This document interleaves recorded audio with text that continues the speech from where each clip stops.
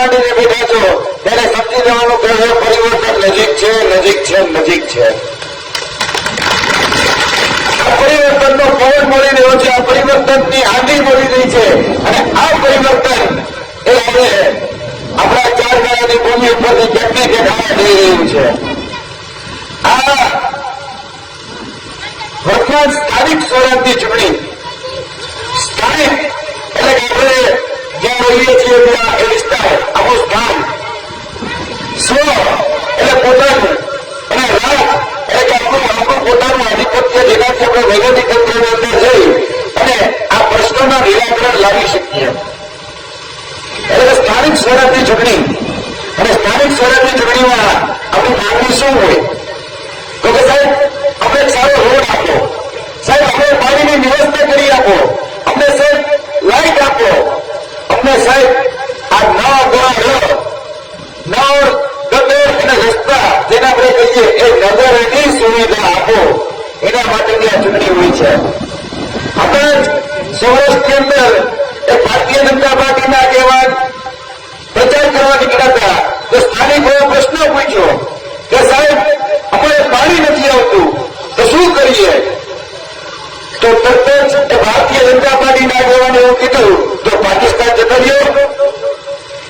હમણાં જ તમને જોયું છે કે અમદાવાદની અંદર જે સોસાયટી છે એમાં ભારતીય જનતા પાર્ટીના આગેવાનો પ્રચાર કરવા માટે નીકળ્યા તો ત્યાં કીધું કે પછી અમારી ગટર આવે છે, ઉભરાઈ જાય છે, પાણીની બહુ સમસ્યા છે અને પાણી જે આવે છે એ ગટર અને જે કેનનું પાણી આવે એ બધું મિશ્રણ થઈને આવે છે. તારું કંઈક નિરાકરણ લાવો તો શું કે ખબર પશ્ચિમ બંગાળમાં જુઓ શું ચાલી રહ્યું છે, હિન્દુ મુસ્લિમમાં ભીડ્યા છે, આવી વાત કરે. એટલે આપણા જે પ્રાણ પ્રશ્નો છે એ પ્રાણ પ્રશ્નો ઉપર ક્યાંય આપણે જોવા જઈએ તેનું નિરાકરણ નથી આવતું. અને આપણી વચ્ચે આમ આદમી પાર્ટીના ગુજરાતના પ્રદેશ પ્રમુખ આદરણીય ઈશુદાનભાઈ ગરમી બધાવી ચૂક્યા છે. જોરદાર તાલીઓ તેને વધારીએ.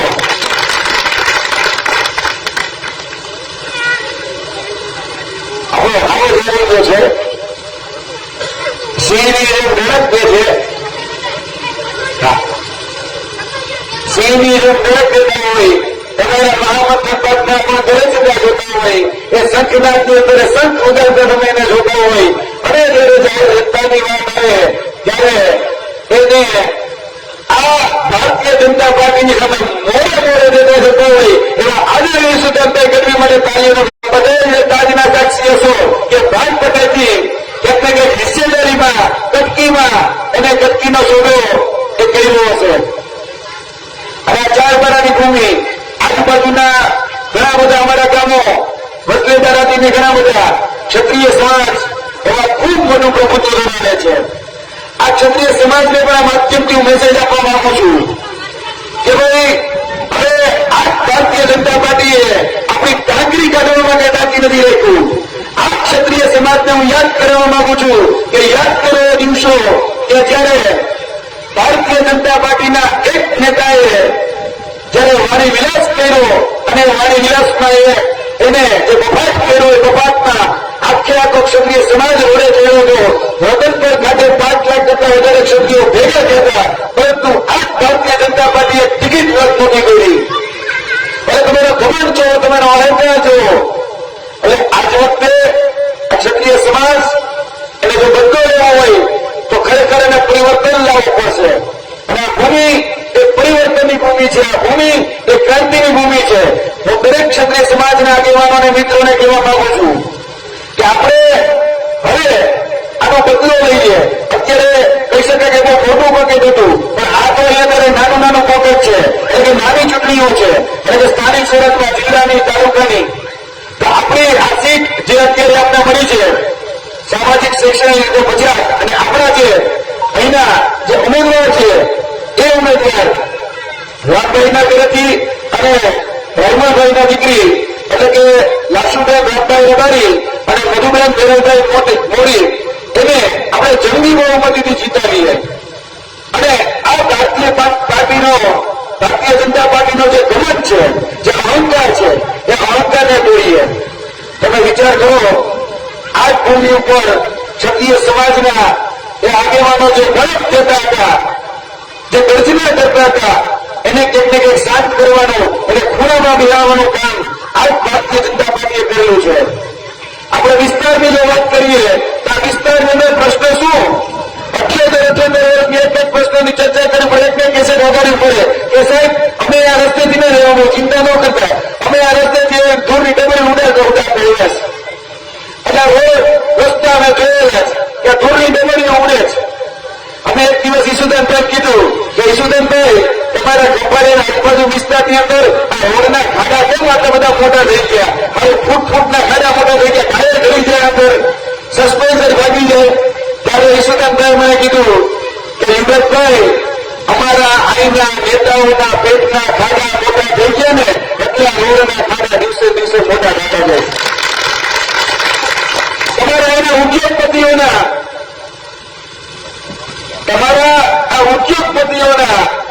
અત્યારે જોઈ લો એ બધી જ મોટી મોટી જે ઇન્ડસ્ટ્રીઓ ચલાવે છે એ ઇન્ડસ્ટ્રીઓ આજે ક્યાંક ને ક્યાંક શોષણ કરી રહી છે.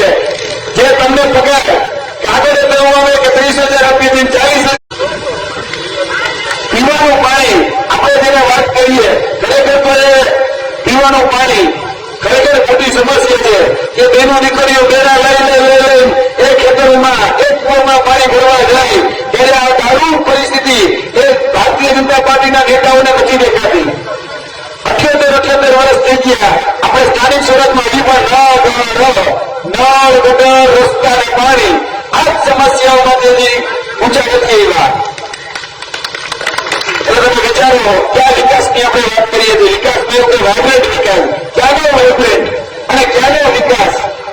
આજે આ બાજુની શાળાઓમાં જોવા જાવ તો શિક્ષક નથી, બાજુની શાળામાં આપણા બાળકોના ભણાવવા છે તો શાળાની હાલત જે જર્જરિત છે.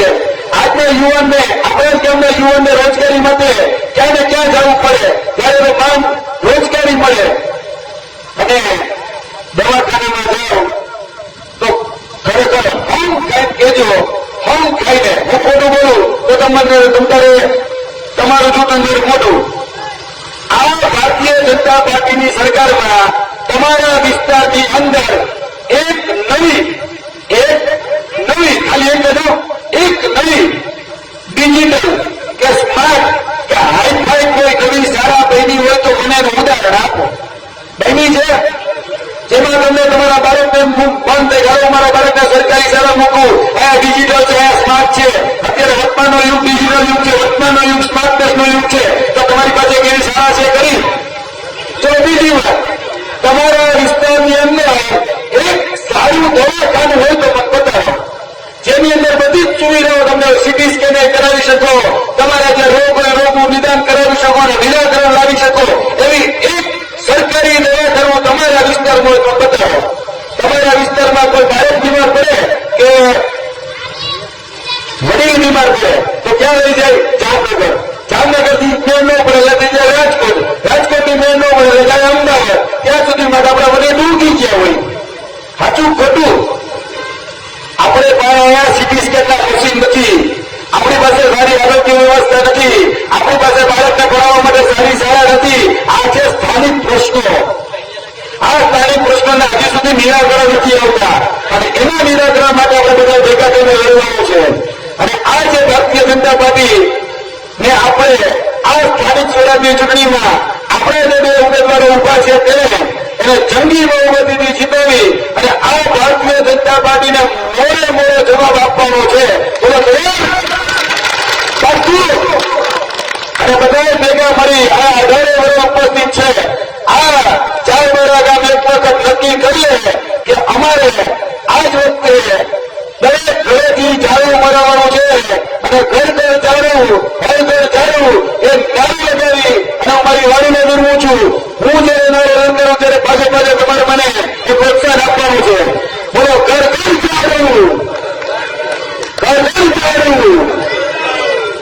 ઝાડુ, બોલો વાછરા દાદાની.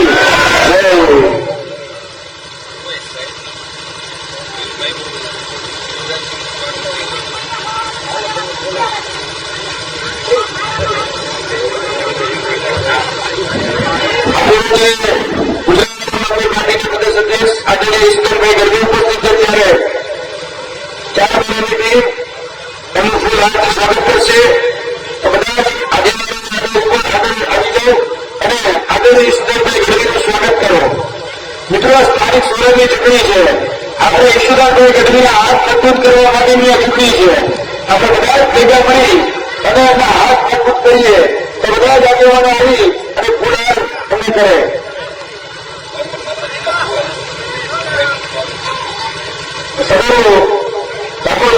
દ્વારા આદરણીય ઈશ્વરભાઈ ગઢવીનું સ્વાગત કરી રહ્યા છે. પધારો.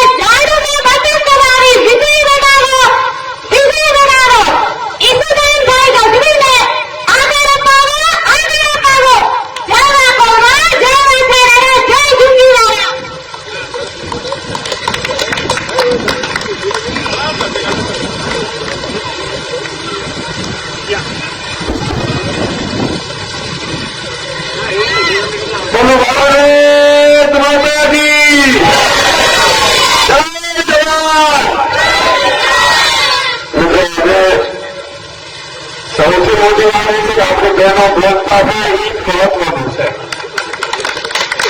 આજે આપણી શક્તિઓ બહાર આવવી જોઈએ. શક્તિઓ ઘરથી બહાર આવે અને શક્તિઓમાં રહેલી શક્તિઓ એ છુપાવવી પડે. એ બહુ જરૂરી છે. એટલે આજે તાલુકા અને જિલ્લા પંચાયતની ચૂંટણીઓ છે. વાસા દાદાના પટાંગણમાં આપણે સૌ ઉપસ્થિત છીએ. ત્યારે મારા બે ચાર વાત મિત્રો કહેવાની છે, કારણ કે આ સમય એવો છે કે 3-4 કલાકનો સમય છે. 4 કલાક 4 સભાઓ ગોઠવેલી હોય.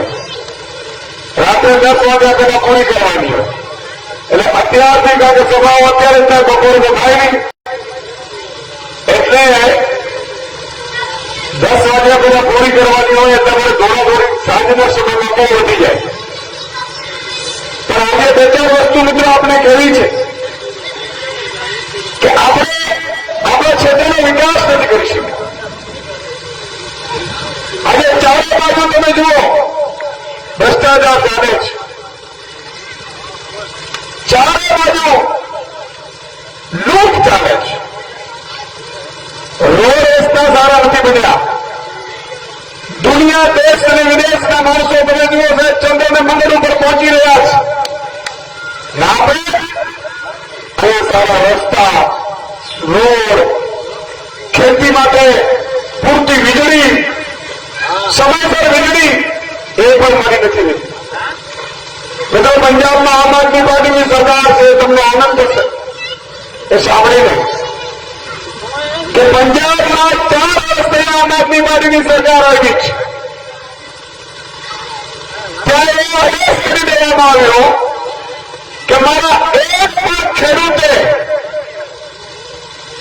પોતાની મોટર વાડીમાં ચાલુ કરી હોય તો એક પણ ખેડૂતે કોઈ બિલ આપવાની જરૂર નથી. ફ્રી વીજળી મળે. તો સાહેબ પંજાબમાં 8 કલાકની પણ પૂછે મળે. આનું નામ સરદાર કહેવાય. આપણે તો નરેન્દ્રભાઈ આવે, ભૂપેન્દ્રભાઈ આવે, ભૂપેન્દ્રભાઈ આવે, બીજા મહેન્દ્રભાઈ આવે તો પણ લૂંટ ચાલુ રહી આવે. એ ઇન્ટરેસ્ટના કામ નથી થતા. મિત્રો આજે આપણે પછાત છીએ, આર્થિક રીતે પછાત છીએ. શું કામ? જે સંપત્તિ આવે છે એ સંપત્તિનું મોડું છે ને અલગ બાજુ છે. નેતાઓ બાજુ, ઉચ્ચ અધિકારીઓ બાજુ અને ઉદ્યોગપતિઓ બાજુ. આપણો વાવ નથી આવતો. મિત્રો પંજાબમાં આમ આદમી પાર્ટીની સરકારે બીજું કામ કર્યું. આપણે જાણીને આશ્ચર્ય થશે કે આખા પંજાબમાં તમારા ઘરના બિલો આવે ને લાઈટ બિલો 200, 500, 1000 ને 2000 આવે ને. મિત્રો પંજાબમાં આમ આદમી પાર્ટીની સરકાર આવી એ ઉદ્યોગપતિઓને બધી રાહત આપતી હતી, બંધ કરતી હતી. અને પંજાબવાસીઓને 600 યુનિટ સુધી એટલે કે 5000 રૂપિયા સુધીનું બિલ, ઘરનું બિલ માફ જીરો આવે છે. જીરો. તમે વિચાર કરો 4 વર્ષમાં આ કામ થયા જેનું ગણાવું હતું. 4 વર્ષમાં આપણો 30 વર્ષનો ટાંકો, 30 વર્ષ થયા. સરકારે કાનૂન બનાવ્યું ભાઈ 15 વર્ષથી જૂની ગાડી હોય ને એ હાલશે નહીં હોય. નુકસાન કરે, રોડને નુકસાન કરે, વ્યક્તિને નુકસાન કરે, માણસને નુકસાન કરે. તો મિત્રો આપણે 30 વર્ષથી ખર્ચવા આવી વિચાર કરો કેવો જમીનો કાઢતો હશે. અને મિત્રો આજે આપણે જમીનમાં જો સિંચાઈની વ્યવસ્થાઓ નથી, પાણીની વ્યવસ્થા ન હોય, ડેમ ખરેખર બની ભલે તો તૂટી જાય, નહેરની ઉમેર થઈ જાય, 2 પટવાળા 4 પટવાળા તમારે લખી દો. અને એનાથી મોટી વાત મિત્રો ગરીબોનો, વંચિતોનો, શોષિતોનો કોઈ નથી. અહીંયા બેફામ પડે થોકલો ખેતરમાં આવે ને થોડી સારી ઉપાડીને લઈ જાય. ખેતર આપણો, શાકભાર આપણું, માલિક આપણા બાપની. કોઈ જોયું કે મુખ્યમંત્રીના ઘરે પોલીસ કરીને એને હટાવીને એમ સાંભળવા નહીં કોઈ આબરૂ ભાઈ ગઈ. આપણા ખેતરમાં જેમ કારણ થાય આતંકવાદી જાતી હોય ને ગાડી આવી જાય. છતાં કમરનું બટન દબાવે છે. મને ચિંતા થાય કે આપણે હાથમાં તો દે કે મિત્રો ભાવ તમે જો ખેડૂતની હાલત કેવી છે ગુજરાતમાં. રાત દિવસ મહેનત આપણે કરીએ, ધામ તડકો હોય, શિયાળાની ઠંડી હોય કે ચોમાસું હોય કે અડધી રાતે સાપલી વચ્ચે પાણી વાળી અને આપણે ઉપજ ધાન પકવીએ, અનાજ પકવીએ, મગફળી પકવીએ, કપાસ પકવીએ. પાછું વેચવા જવું પડે ટ્રેક્ટરો ફરી ફરીને એપીએમસીમાં 2 દિવસની લાઈનો આવે છે. અમારા ઘરના દીકરા આમ કરીને નક્કી કરે કપાસ એવું નબળું છે. 1100 નથી કલા ગુરજસીએ 1500 તો ખર્ચો આવ્યો. આ રાજી કરો છો. તમે વિચાર કરો, ઘરના દીકરા 5 આમ કરીને આપણે ધજા રમાડી દે અને પછી પાછી નીકળી આવે એટલે મારો ખેડૂત પાછો બટન દબાવી આવે, પાછો 5 વર્ષ પાણી, પછી જોડ પાણી. પંજાબની ત્રીજી વાત આપણે કહો એટલા માટે કહું છું કે તમને એમ કહે કે સુદાનભાઈ અહીંયાથી યાર મોટા મોટા ભાષણો કરી જાય, પણ થાય કાંઈ કે ન થાય, હવે થાય કેમ ન થાય એની વાત કરું છું. પંજાબમાં આમ આદમી પાર્ટીમાં સરકાર બની એટલે માતા બેન દીકરીઓ છે ને 18 વર્ષની ઉપર, માનો કે આપણા ઘરમાં 3 મહિલા હોય તો મિત્રો દર મહિને બહેનોના ખાતામાં મહિને 1000 એસસી સમાજની મહિલાઓના ખાતામાં મહિને 1500 રૂપિયા ટીક ટીક કરી પડી જાય. ચાલીઓ પર આવું આપે ભાગે પડે. પણ આજે અમિતભાઈ સાહેબે મને એમાં વિડીયો બનાવ્યો. બંગાળમાં એવું કીધું કે બંગાળની બહેનો અમને મત આપે તો મહિને 3000 આપવા.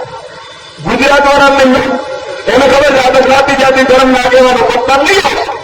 ઈશુદાનભાઈ જેવા ભલે કિસ્સો મારે 18 વર્ષથી ગયા કિસ્સો મારતા બધા મારું બધા થઈ ગયો પ્રજા જાતિ નહીં. મારા ઘરમાં વિચાર કરવા હોય તો આપણે ભૂલવા પડે. આજે રાત્રે સવારે 4 વાગે મને ઘરે પહોંચતા, સવારના 4 વાગે સવારથી ઉઠી નીકળી પડું તો મેં નથી પડતું. બોલો તો ખાતા એટલા ફરી જો પીઠ થેલીઓ ખુલે એટલે પાછું કબડ્યું હોય કરવું શું આને કરવું કયું ઇન્જેક્શન આવે ઇન્જેક્શન શોધવું જોઈએ. મેળ પડતો નથી. આપણે ઇન્જેક્શન શોધીએ કે આવું ઇન્જેક્શન મારવાથી પ્રજાને આપણે હાલતી હોય તો ક્યાં વાંધો. પણ આપણે એવું કરવું નથી મિત્રો. એવી રીતે ચૂંટણીઓ લડવી નથી, એવી રીતે મતદાર પણ જોતું નથી. પ્રજાને એમ લાગે કે હવે જાગૃત થવાનો સમય છે તો થાય, નહીં તો 5 વર્ષ બીજા શું વાંધો. એના દીકરા વધારે આપણે કોઈ વાંધો નથી. તમે જો ભાજપને જરા વાત પણ દીકરા વાંધા હોય છે કોણ આવે આપણે હજી મેળ પડી જાય મામા ભાઈમાન ભગવાન દીકરા નહીં થાય. કારણ ખેતી કરી ભાવચારીને ખતમ કરીએ તો ભાવના કયો કેટલા હારે હાઈલાઈટ રાખે બે પાણી જ ન થાય. સાચું કે નહીં મિત્રો? આટલી વર્ષ આઝાદી છે અત્યારે આપણે કેટલા હારામાંથી તારો દઈએ ભાવ મળે તો દૂધ સારું નથી બોલાયું. દૂધ સંઘ નથી કે ભાવ ફેર પડે વર્ષના અંતે એ લાખ રૂપિયા માતાજીના ખાતામાં પડે એવું કઈ જ નથી, વ્યવસ્થા જ નથી. તો મિત્રો કહેવા એ માંગુ છું આપણે ટૂંકમાં કે ભાઈ ચાલુનો બટન અમારા 2 ઉમેદવારો છે, આપણે વિનંતી કરવા જોઈએ એવું પીવાનું પાણી